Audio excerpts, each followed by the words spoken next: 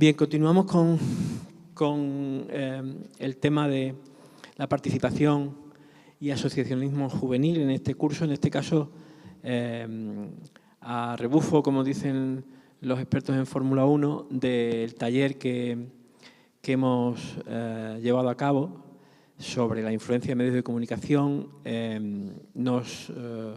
Queríamos también trasladaros, acercaros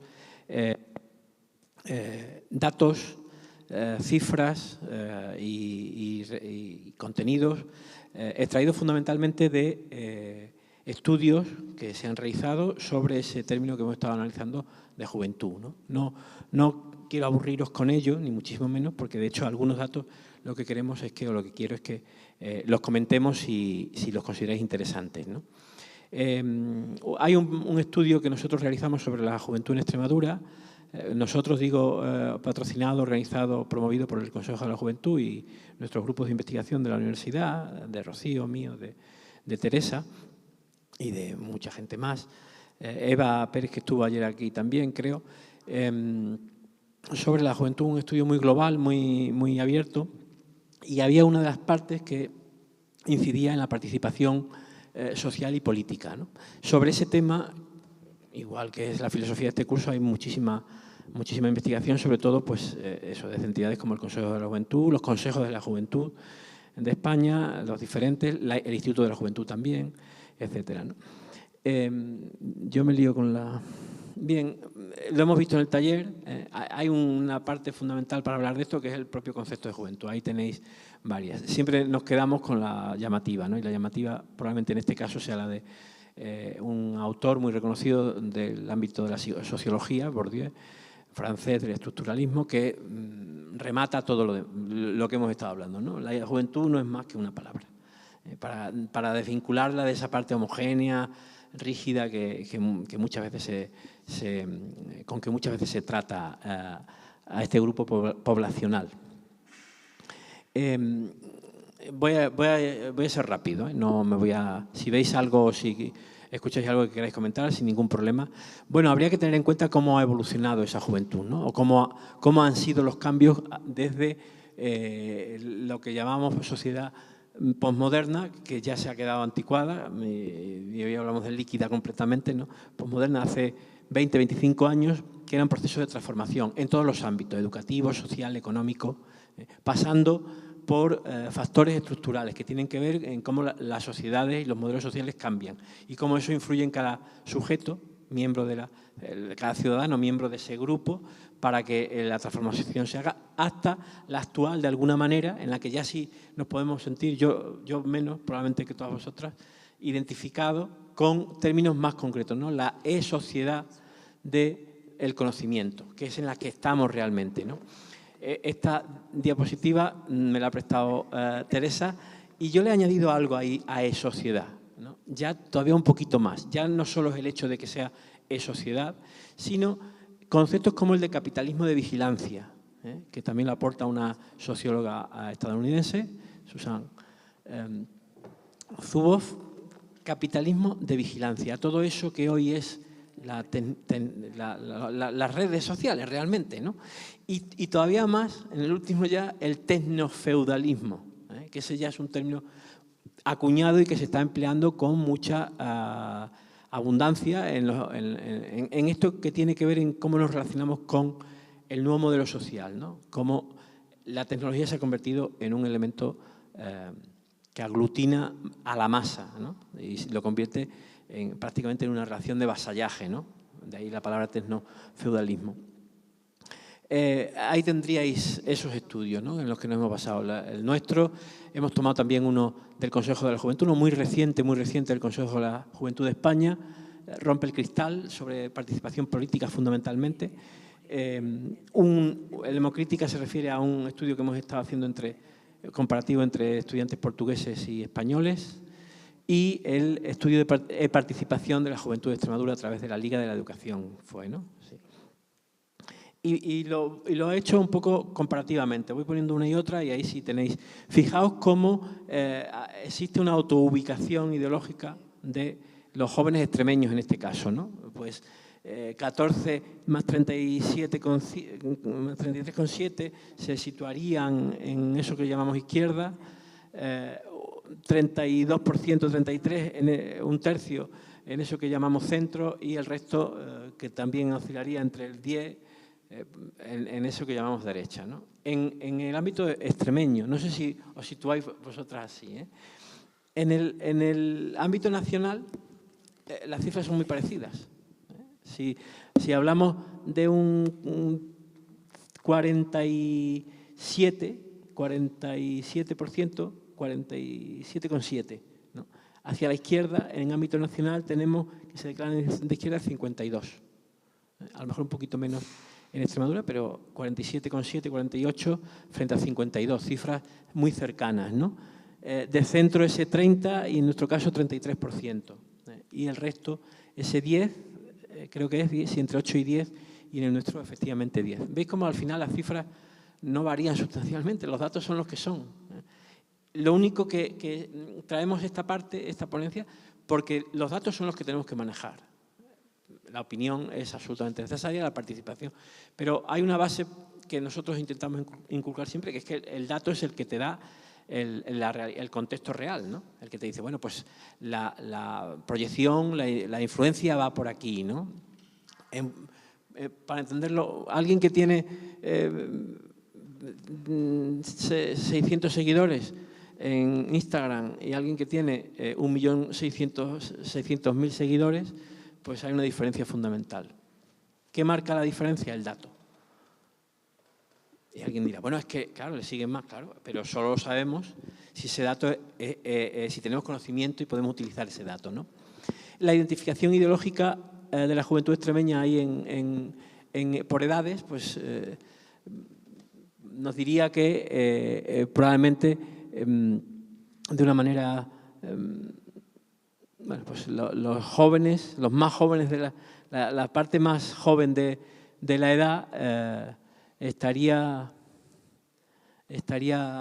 posicionada frente a la parte... Sí, pero es que aquí no me da.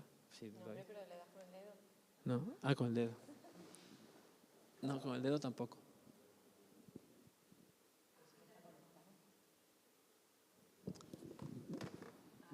Ahí.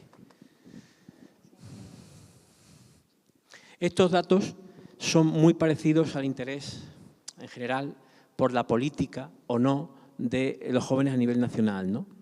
Algo o mucho interés hasta un 89%, que eso coincide además con datos extremeños. Esta ya tiene otra lectura también, ¿no?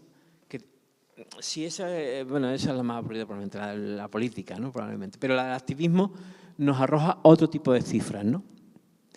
Una cuarta parte del joven extremeño pertenece a una asociación. Bueno, es un dato que no sale que el 75% no pertenece. Bueno, esto no es una cuestión de cifras, pero sí es verdad que hay un compromiso y un activismo concreto, que es ese, ¿no? Si tenemos en cuenta que un 10,5% perteneció anteriormente, o sea, que hay un movimiento de gente que puede entrar y salir de asociaciones juveniles. O sea, el dato nos dice que efectivamente los flujos no aumentan, incluso no cambian. Es decir, gente que sale y gente que trae. ¿Por qué significarlo así? Bueno, porque tiene que ver con el hecho de que la asociación es probablemente el primer eslabón de esta cadena, un núcleo básico para intervenir es una organización de actividad, ¿no? Una organización de acción que difícilmente se puede acometer si uno, si me permitís la expresión, va por libre, ¿no? Fijaos que los motivos para participar en asociaciones según el género se ve mal, pues, y lo hemos desagregado por géneros, pues los motivos fundamentales para los hombres sería sentirse útil a los demás, más o menos en el mismo porcentaje que las mujeres, ¿no? O emplear mi tiempo libre en actividades que me gustan. No.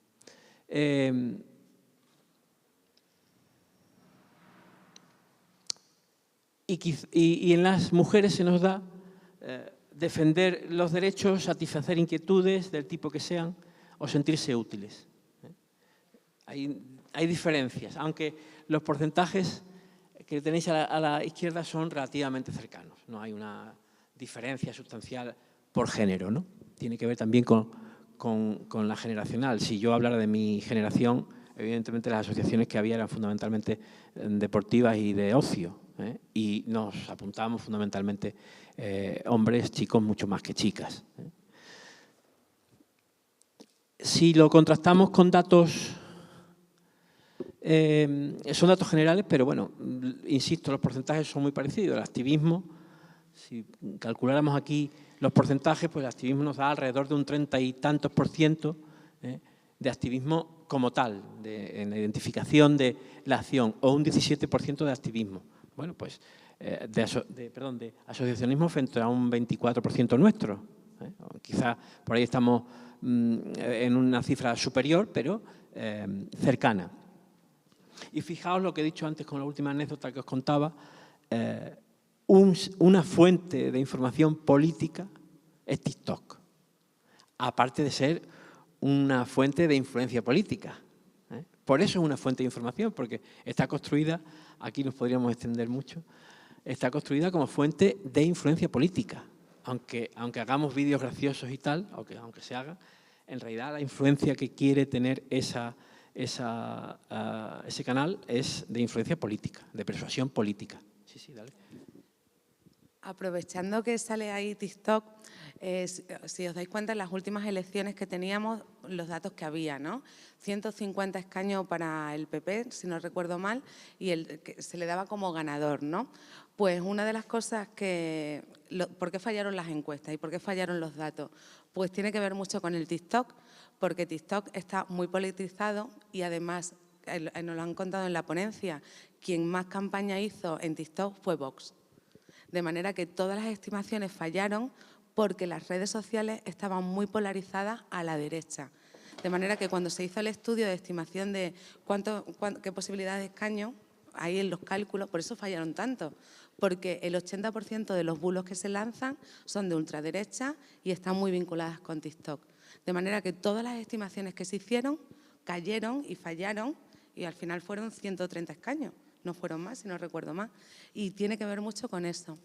Cómo se les está manipulando, cómo se está manipulando, generando desinformación a través de TikTok. Sí, sí. Bueno, estas son, por eso decíamos que si se genera debate, perfecto, ¿no? ¿Es TikTok de ultraderecha? Pues técnicamente no. Es un canal. Técnicamente. ¿Qué ocurre? Claro. Bueno, podría haber una influencia empresarial o de algún tipo. Bueno, TikTok. Podría ser. ¿Qué ocurre? Bueno, el elemento que más lo utiliza de una manera cercana a la población que lo utiliza, pues es el que gana. Este es un sistema de modelo social, de comunicación social alternativo que en las siguientes elecciones tiene otro sesgo político, no lo sabemos. Pero efectivamente en estas, y fijaos que le sale al estudio del Consejo de la Juventud de España, en este sentido sí, la mayor información le llega a través de una red social como TikTok, ¿no? A nivel global del Estado, del país, de España, pues el grado de confianza de los jóvenes en las instituciones principales del país, del sistema, pues el Congreso, los partidos, el sistema, el Senado, el rey sería la Casa Real, el rey. Aparte del salseo del real que hemos tenido, a lo mejor el salseo real sube la confianza, no sabemos, podría ser. Eso tiene que ver otra vez con la proyección que se hace del mensaje, del discurso y cómo nos impacta a nosotros, ¿no? La cuestión está en que hay un grado, técnicamente también podría decir, pues un grado de confianza bajo. La mitad de los jóvenes confían. La mitad confían en... Bueno, hay una mitad que no confía en el sistema político. Una mitad o más de la mitad no confía en el sistema político, no confía en los partidos. El 67% no confía en los partidos. La otra parte sería... Y aquí ya enlazamos con elementos que han estado saliendo constantemente en el debate, ¿no? Prioridades. Las prioridades que el Consejo pregunta a las personas jóvenes sobre que deberían los partidos políticos o el sistema político incluir en su acción pública, ¿no? La primera, por si no la leéis, por si no se ve bien, fijaos, política de vivienda que garantice emancipación y proyecto vital, mejora de las condiciones laborales, adopción y profundización de las medidas de salud mental. Esas son las tres principales, de una manera o de otra. Fijaos, ese es nuestro estudio en la juventud extremeña. Primera, dificultad para acceder a una vivienda, dificultad para la emancipación y tener una vida independiente, desempleo. Esas tres son las dos primeras. Ah, sí, lo he puesto mal. Ese no es nuestro estudio. Es nuestro estudio, no el de Democrítica. Bueno, esas tres serían las dos primeras, ¿eh? Y la tercera sería la cuarta, problemas emocionales y psicológicos. Vuelve a coincidir porque los problemas reales, y esta es una parte fundamental en la ponencia, sería una parte, los jóvenes saben perfectamente, las personas, el grupo poblacional sabe perfectamente cuáles son sus problemas. No se lo tenemos que decir la adultez, ¿no? Si hay una adultez, la adultez dice, la juventud opina, la adultez opina, no hablamos de adultez, no hablemos de... Sabe perfectamente cuáles son los problemas. Es más, los pide. ¿Cuáles deberían ser prioridad para el gobierno, ¿no?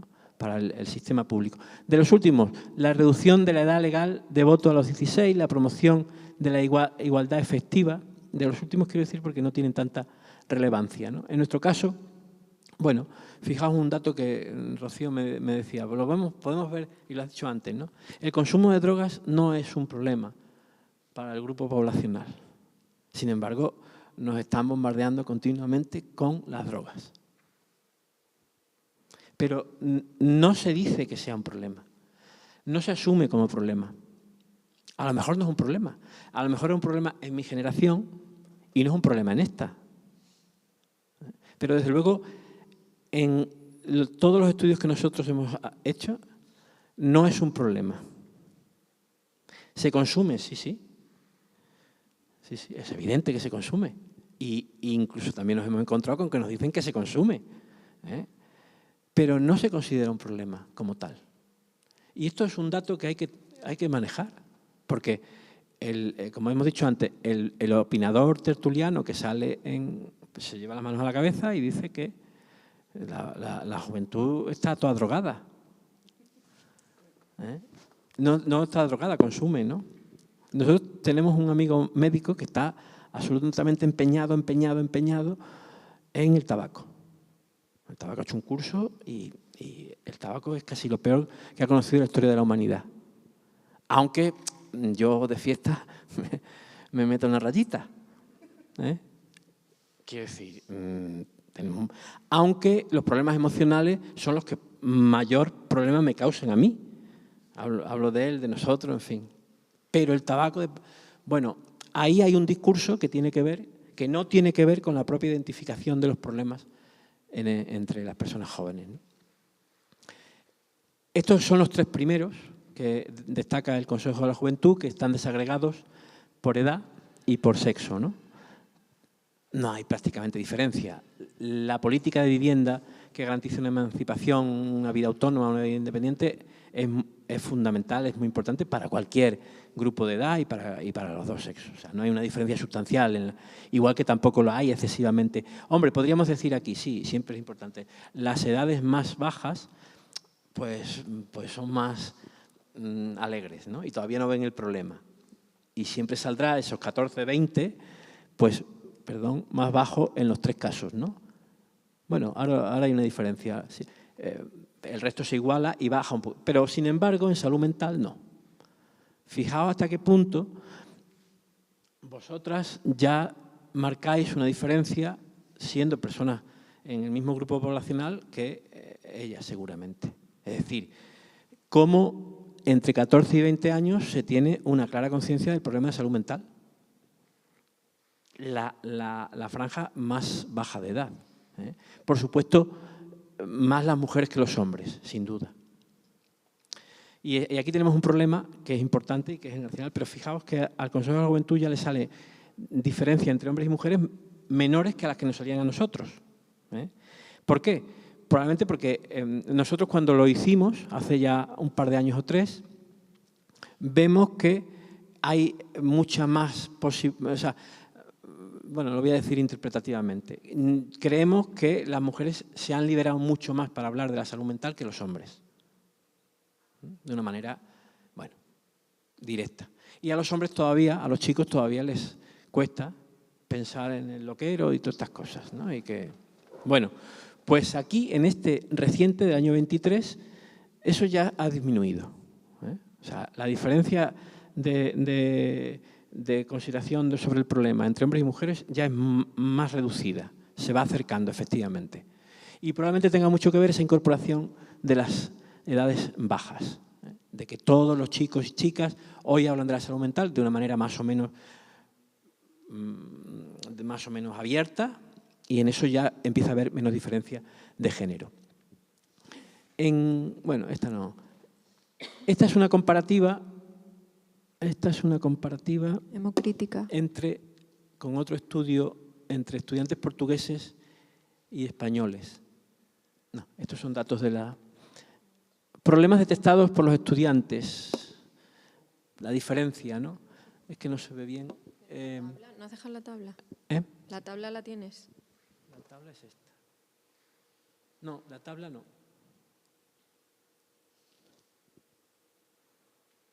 No, solo tengo la diferencia. Uy, esto se me ha ido. Solo tengo la diferencia. Bueno, esta es que se lee muy mal. Un momentito solo.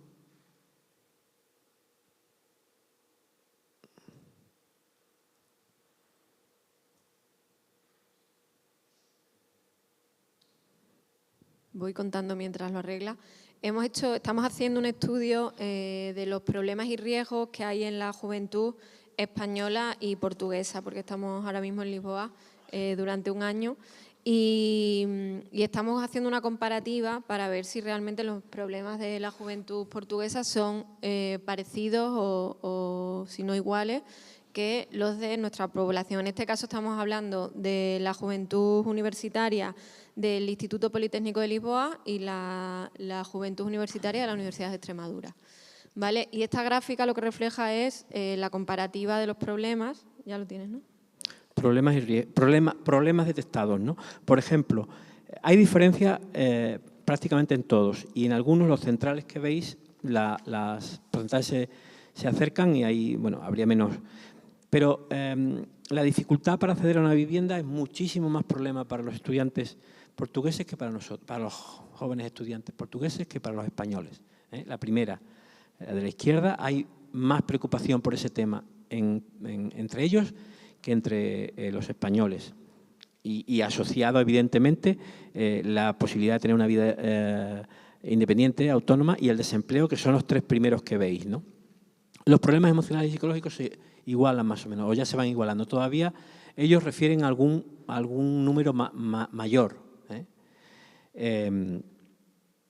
Los centrales, esos que están más iguales, serían la deficiente calidad del sistema universitario. En eso opináis todos que lo mismo, o sea, que el suyo y el nuestro. O la dependencia de las redes sociales virtuales, que es el central. El más central de todos, que es donde están más igualadas las barras, sería la dependencia de las redes sociales virtuales. Aquí siempre hemos dicho una cosa, sois plenamente conscientes de ello. O sea, las personas jóvenes son plenamente conscientes de esa realidad, nadie se las tiene que explicar. Que esto vuelva como el tabaco, como el que fuma, es plenamente consciente de que le puede causar perjuicio, pero... y luego, al final, a la derecha, hay otras diferencias. Falta de valores y educación cívica, ahí también hay una cierta diferencia entre unos y otros, y problemas y conflictos familiares, en los que los jóvenes estudiantes portugueses nos dan mayor porcentaje que en nuestro caso.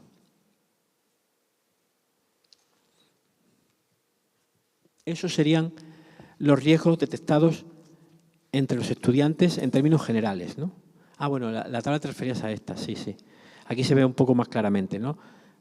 Los de siempre, esos 3 que estamos citando, están ahí. Y veis las cifras sobre 5.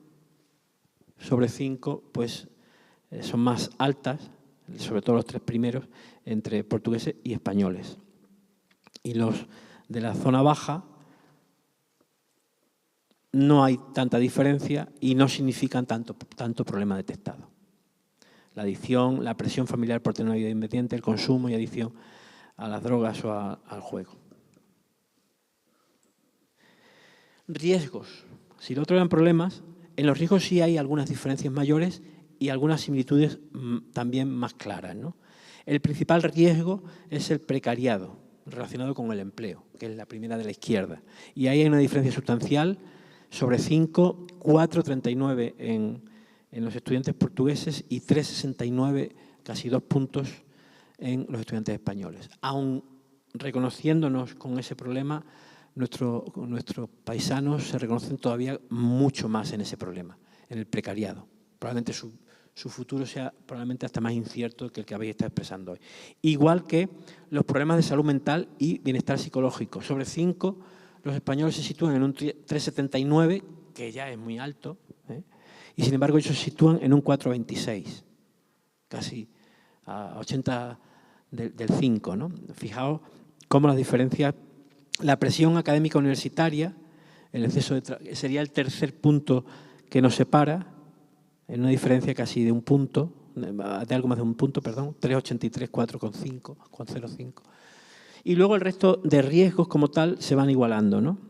La imposibilidad de emancipación sería el cuarto que podéis ver por la izquierda, y ahí ya se va acercando la cosa, está apenas a 0,2, 3,93, 3,74, y el resto están prácticamente parejos, ¿no? La soledad no deseada, la dificultad.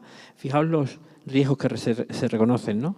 Que en una tabla, en una gráfica sobre 5, todos están prácticamente por encima del 2,5, o sea, de la mitad.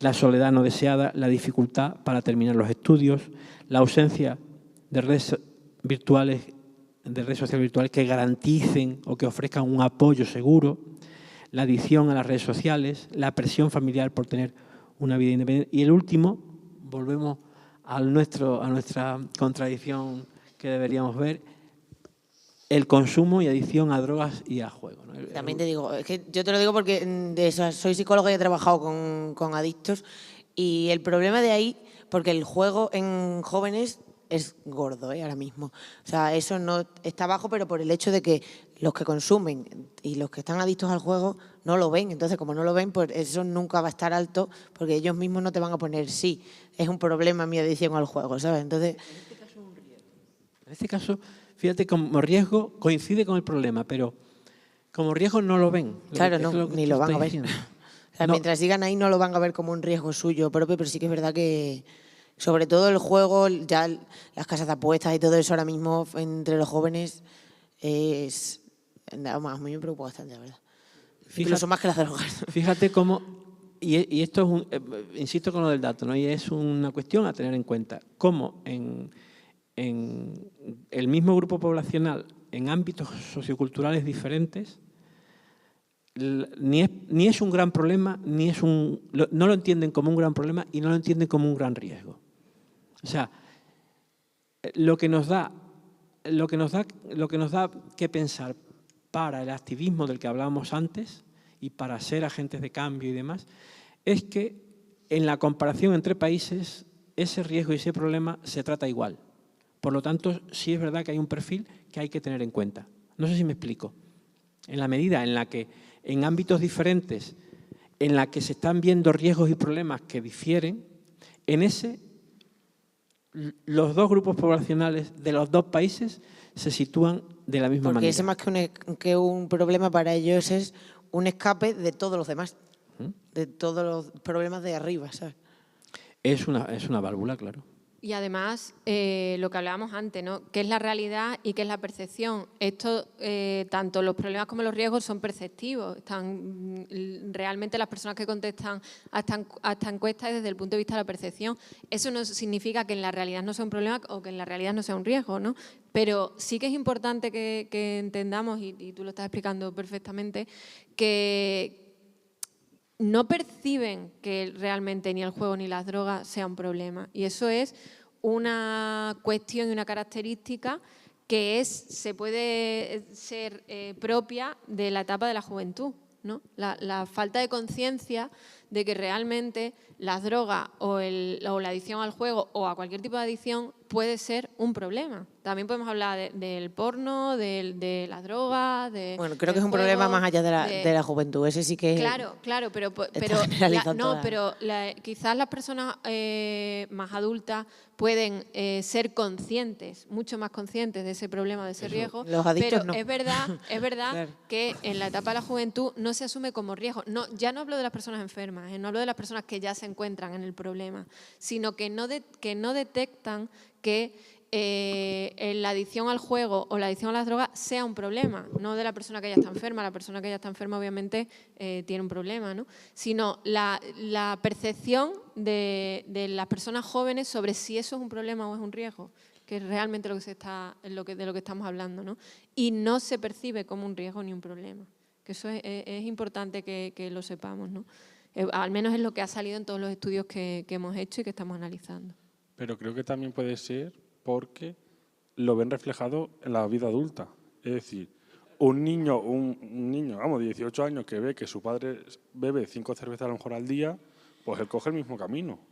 Y si su padre está en la máquina todo el día en el bar, él va a hacer el mismo camino. O sea que al final esto puede ser un poco porque lo tiene habituado a verlo, no voy a decir ya más lejos, en casa. O sea, directamente ve en su casa eso que su padre a lo mejor bebe, o que hace tal, o que hace más cosas. Entonces, algo normal, una conducta normal. Y por eso no se considera a lo mejor problema, no se considera riesgo, porque es algo habitual en su día a día.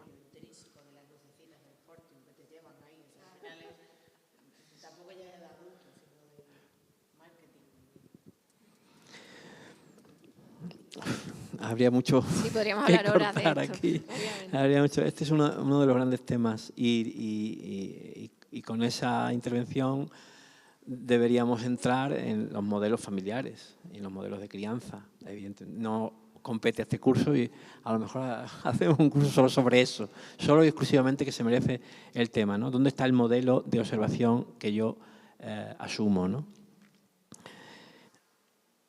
Y a modo de muy sintético, ¿no?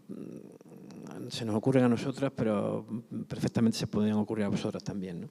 En líneas muy generales, ¿no? Bueno, pues encontramos en ambos grupos que están muy preocupados por los problemas estructurales, claros y rotundos: el desempleo, la posibilidad de emancipación, el acceso a la vivienda y en su salud mental, y que la salud mental es para ellos, por lo menos para nuestros encuestados, un problema concreto, a diferencia muchas veces de la vida adulta o de la etapa adulta en la que este problema todavía tiene muchísima resistencia, ¿no? Y como ha salido al principio del taller y al final de la ponencia, pues el riesgo que supone el futuro en sí mismo. El futuro se ha convertido en un riesgo. ¿Yo podía decir eso cuando tenía vuestra edad? No. Ni se me pasaba por la cabeza que el futuro fuese un riesgo. Podía acceder a algo que me gustara más o menos, llegar, pero no suponía un riesgo en sí mismo, no era una incertidumbre en sí misma.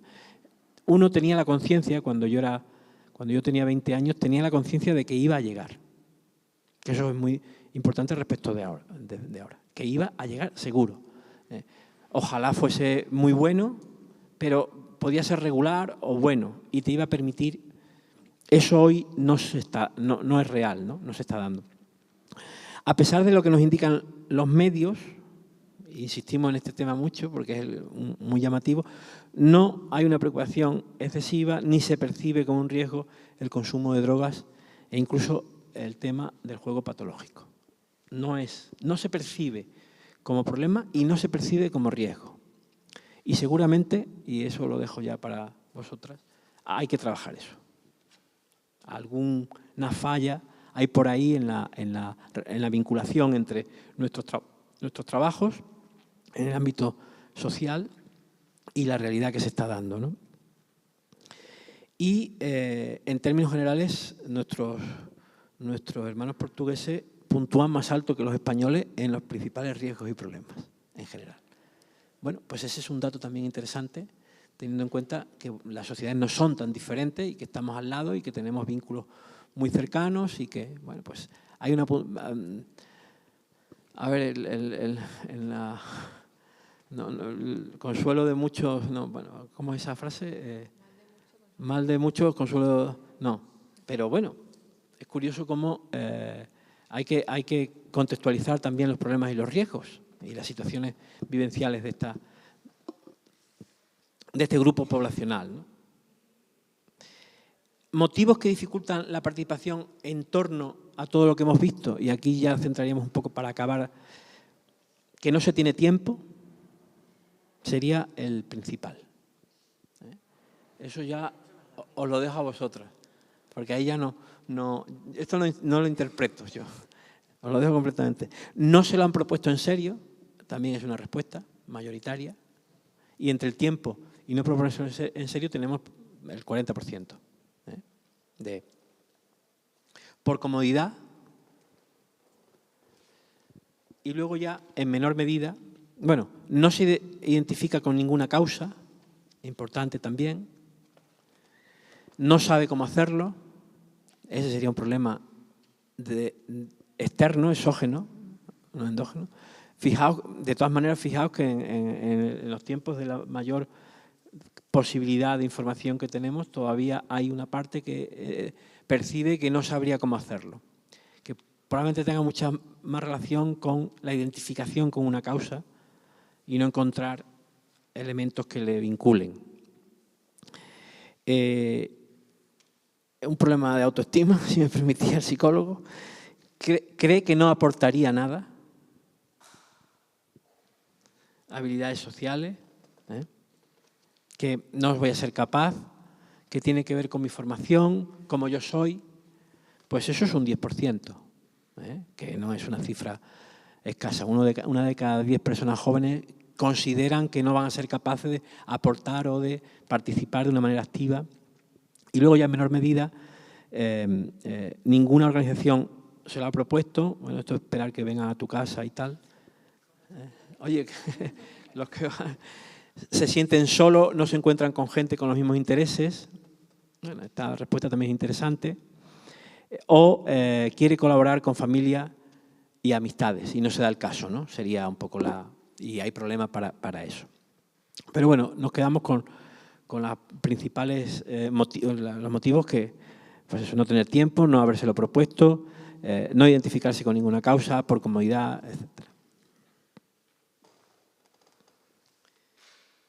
Y a modo de estas dos últimas, si quieres tú, Teresa, también puedes, porque también me las has prestado.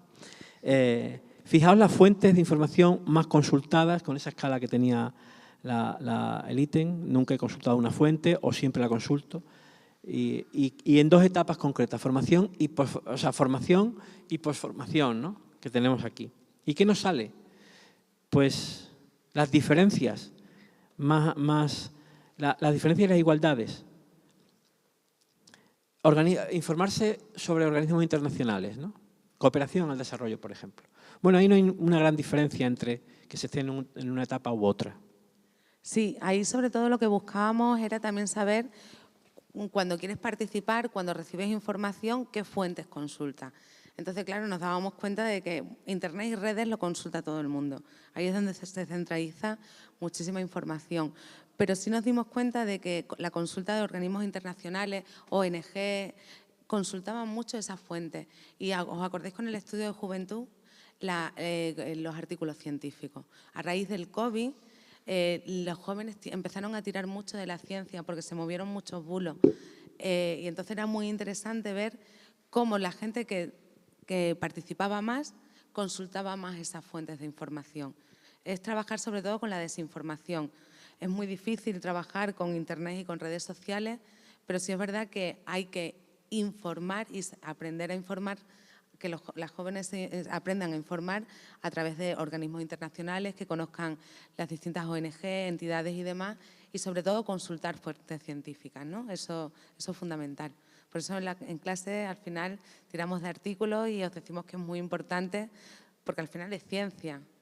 y rompe un poco con esa idea de los bulos que no vas a poder filtrar en lo otro. Y también los podcasts. También era muy interesante el consumo de radio, porque la gente que más participa consume más este tipo de medios de información.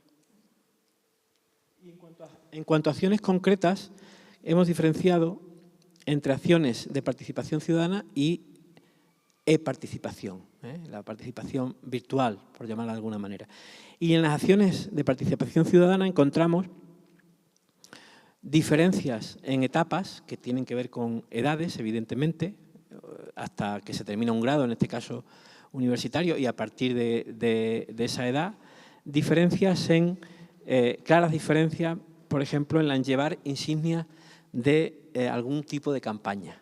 Pues son más reticentes a menor edad y son más comprometidos a mayor edad. Hay una resistencia mayor en las primeras etapas de jóvenes, de juventud, que una vez que te has formado probablemente y has entrado ya en contacto no solo con asociaciones, sino con personas, ¿no? Esa sería una gran diferencia. Y otra gran diferencia estaría en las acciones de desarrollo comunitario, que ahí, lógicamente, la diferencia es es evidente, además, es una obviedad a menores edades. Eso también, fijaos, entro ahí en nuestra disciplina. Por ejemplo, también tiene que ver con las disciplinas. En títulos como educación social hay una resistencia enorme al voluntariado en todos los ámbitos, enorme. Solamente no lo encontramos de una manera más habitual en las alumnas que vienen del ciclo superior, de intervención sociocomunitaria o de intervención sociocomunitaria sobre todo. Y ahí ya han hecho voluntariado. Pero en las alumnas de grado, en los alumnos de grado hay una resistencia porque entienden que ese voluntariado es su trabajo. Forma parte de la acción del educador o de la educadora social. Está más relacionado con un trabajo concreto. Y entonces les cuesta muchísimo más esa parte de voluntariado, porque tiene que ver con el ocio, tiene que ver con la inmersión social, la inclusión social, con ese tipo de elementos en los que la educación social está reivindicando una funcionalidad profesional. Y hay diferencia no solo de edad, sino que incluso de carreras, profesiones o disciplinas, ¿no? Y en cuanto a las acciones de participación, aquí, excepto en iniciar alguna campaña de crowdfunding, que es clara la cercanía, el resto hay distancia, ¿no? Sí, las diferencias ahí son tremendas, ahí son muy llamativas. A mí el que más me llamaba la atención era escribir comentarios sobre temas de actualidad.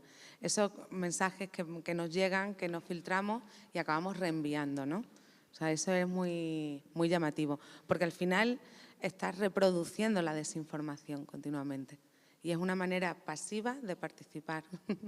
Sí, fijaos que el uso de WhatsApp, que es un instrumento de mensajería, como lo era SMS, como lo es SMS, el uso de WhatsApp se ha convertido en una red social, cuando no tenía ni esa filosofía ni ese sentido. Grupos y subgrupos y grupos y subgrupos, y canales, y cada vez la propia empresa ha ido convirtiéndolo en algo más funcional, con mayor intereses, con intereses sobre los vídeos, sobre no sé qué. Es súper guay, eso me parece súper guay. Parece que está en Japón. Y es una red social ahora, vamos, una red social. Es un sitio complejo, ¿no? Lo hemos hecho complejo siendo supuestamente un sitio donde solo había que transmitir mensajes de uno a otro, ¿no? Bueno, os dejamos ahí ya sin más profundidad. Bueno, pues hay una entidad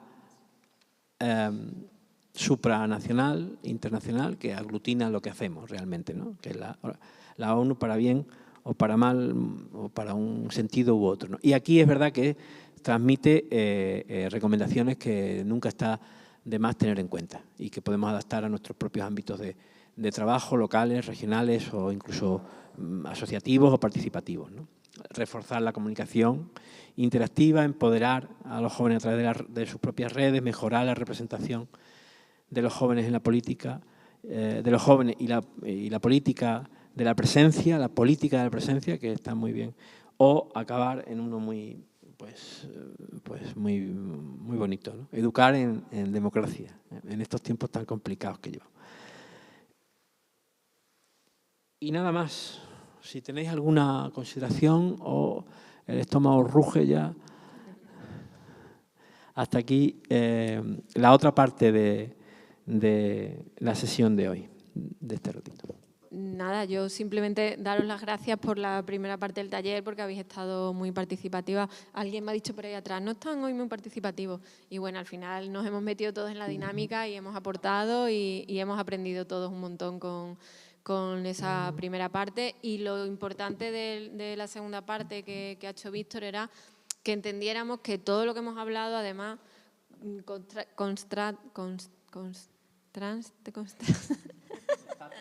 que Teresa y yo tenemos un problema, que somos disléxicas. Constata perfectamente con los datos de investigación que hacemos. Es nuestro problema compartido. Y nada más, que muchísimas gracias de verdad por todo. A Maribel, al Consejo, por invitarnos, y a Teresa como directora también. Así que nada, cualquier aportación tenéis ahí nuestros correos por si queréis compartir algo más, si queréis cualquier cosa, si queréis datos de las investigaciones, están públicos y publicados y los tenemos si los necesitáis para algo, y a vuestra disposición. Y nada más, muchas gracias.